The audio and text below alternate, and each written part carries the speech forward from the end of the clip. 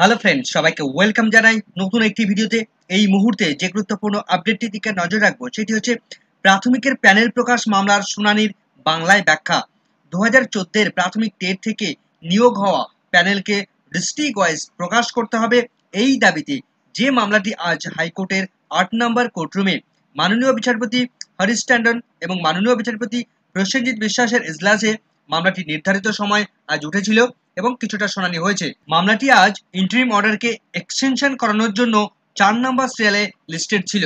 তো কি ঘটেছে আজ কোর্টরুমের মধ্যে, কি কথোপকথন হয়েছে, বিস্তারিত থাকবে এই ভিডিওর মধ্যে।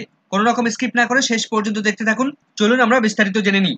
তো প্রাথমিকের 60,000 প্যানেল প্রকাশের মামলাটি মাননীয় বিচারপতি হরিশ ট্যান্ডন এবং মাননীয় বিচারপতি প্রসেনজিৎ বিশ্বাসের কোর্ট নম্বর 8-এ এই মামলাটি দীর্ঘদিন ধরেই লিস্টেড হলেও মাননীয় বিচারপতিরা তারা শুনানি করাচ্ছিলেন না। কিন্তু আজ 4 নম্বর সিরিয়ালে লিস্টেড থাকার পরে আজ বোঝা যাচ্ছিল যে এই মামলাটির শুনানি হবে এবং সেই মতোই আজ শুনানি হয়। তো আজ প্রাথমিক শিক্ষা পর্ষদের হয়ে কথা বলছিলেন সিনিয়র অ্যাডভোকেট এল.কে গুপ্তা স্যার, অন্যদিকে পিটিশনারদের পক্ষ থেকে কথা বলছিলেন সুদীপ্ত দাশগুপ্ত মহাশয়। তো আজ শুনানির একদম শুরুতেই প্রাথমিক শিক্ষা পর্ষদের তরফ থেকে এল.কে গুপ্তা স্যার তিনি জানান যে মাই লর্ড, আমরা ইন্টারিম অর্ডারটাকে এক্সটেনশন করাতে চাই এবং তিনি বলেন যে ইতিপূর্বেই কলকাতা হাইকোর্টের ডিভিশন বেঞ্চ গত 20 ডিসেম্বর 2023 তারিখে ইন্টারিম স্টে অর্ডার দিয়েছিল। সেই স্টে অর্ডারটি আজ এক্সপায়ার করে যাচ্ছে, অর্থাৎ আজ ইন্টারিম অর্ডারটি শেষ হচ্ছে। তো সেই অর্ডারটিকে আমরা এক্সটেনশন করাতে চাই। তো মাননীয় বিচারপতি হরিশ ট্যান্ডন তিনি বলেন যে কি বিষয়ে আপনি কথা বলছেন। তো এল.কে গুপ্তা স্যার তিনি বলেন যে TET teacher eligibility TET 2014 by the West Bengal board of primary education. তো এল.কে গুপ্তা স্যার হয়তো ঠিকঠাক ভাবে বোঝাতেই পারলেন না যে ম্যাটারটা কি ছিল। হয়তো বিচারপতি তিনি বুঝে গেছেন। অ্যাকচুয়াল ব্যাপারটা ছিল যে 2014 সালের প্রাথমিক টেট থেকে 2016 সালে যে 42,949 প্যানেল সেখান থেকে প্রিপেয়ার হয়েছে এবং 2020 সালে এসে গিয়ে 16,500 যে রিক্রুটমেন্ট প্রসেসটা কন্ডাক্ট করেছে প্রাথমিক শিক্ষা পর্ষদ, সেই প্যানেল ডিস্ট্রিক্ট ওয়াইজ প্রকাশের নির্দেশ এসেছিল সিঙ্গেল বেঞ্চ থেকে এবং সিঙ্গেল বেঞ্চ থেকে যখন ডিভিশন বেঞ্চে আসে তখন ডিভিশন বেঞ্চে মাননীয় বিচারপতি সৌমেন সেন তিনি স্টে অর্ডার দিয়েছিলেন।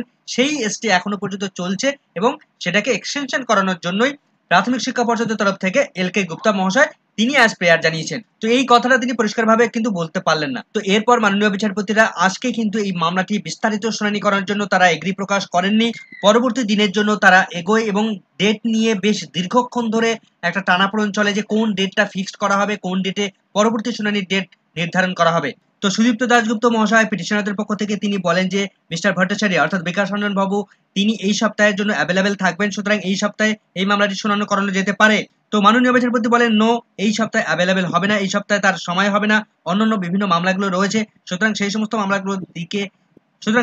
মামলার দিকে ফোকাস করতে গিয়ে এই মামলায় কিন্তু আর বেশি সময় দিতে পারবেন না।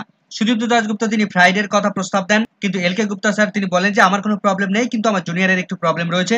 তো ইতিমধ্যেই পার্লামেন্টের একটা সেশন শুরু হচ্ছে, সেখানে 22শে জুলাই থেকে 13ই আগস্ট পর্যন্ত এই সেশন চলবে, সুতরাং সেখানে বিভিন্ন ব্যক্তিবর্গরা তারা সেখানে রিপ্রেজেন্ট করবেন, সুতরাং সেই সময় বিস্তারিত শুনানি করানো সম্ভব হবে না।